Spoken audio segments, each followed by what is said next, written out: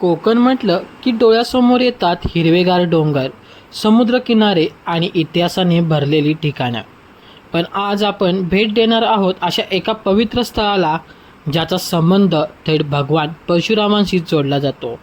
होय, आपण आलो आहोत रत्नागिरी जिल्ह्यातील चिपळूणजवळ असलेल्या प्रसिद्ध परशुराम भूमी येथे. मुंबई गोवा महामार्गावर चिपळूणजवळ वसलेलं हे ठिकाण निसर्गाच्या कुशीत शांतपणे उभं आहे. चारही बाजूने हिरवागार परिसर, थंडगार आणि शांत वातावरण. इथे आल्यावर मनाला वेगळीच शांती मिळते. पावसाळ्यात तर हा संपूर्ण परिसर स्वर्गासारखाच दिसतो. धुक्याने भरलेले डोंगर आणि निसर्गाचं अप्रतिम सौंदर्य पर्यटकांना अक्षरशः भुरळ घालतात. परशुराम भूमीचं महत्त्व केवळ पर्यटनापुरतं नाही, या ठिकाणामागे एक मोठी पौराणिक कथा जोडलेली आहे.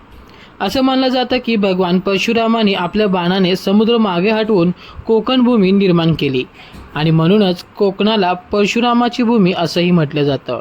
इथलं परशुराम मंदिर शेकडो वर्षांपासून भक्तांच्या श्रद्धेचं केंद्र बनलं आहे. मंदिरात प्रवेश करताच जाणवते ती एक वेगळीच सकारात्मक ऊर्जा. सुंदर वास्तुकला, शांत वातावरण आणि भक्तिमय भावना मनाला प्रसन्न करू टाकतात. दरवर्षी हजारो भाविक आणि पर्यटन येथे दर्शनासाठी येत असतात. विशेषतः परशुराम जयंतीला येथे मोठी गर्दी पाहायला मिळते. जर तुम्ही कोकण ट्रिप प्लॅन करत असाल तर परशुराम भूमीला नक्की भेट द्या.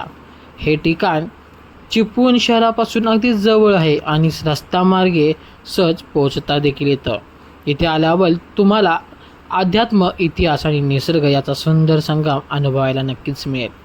तर मित्रांनो, कसं वाटलं तुम्हाला परशुराम भूमीचं हे सुंदर ठिकाण? व्हिडिओ आवडला असेल तर लाईक करा, शेअर करा आणि आपल्या चॅनलला सबस्क्राईब करायला विसरू नका. पुन्हा भेटूया अशाच एका भन्नाट कोकण सफारीसोबत.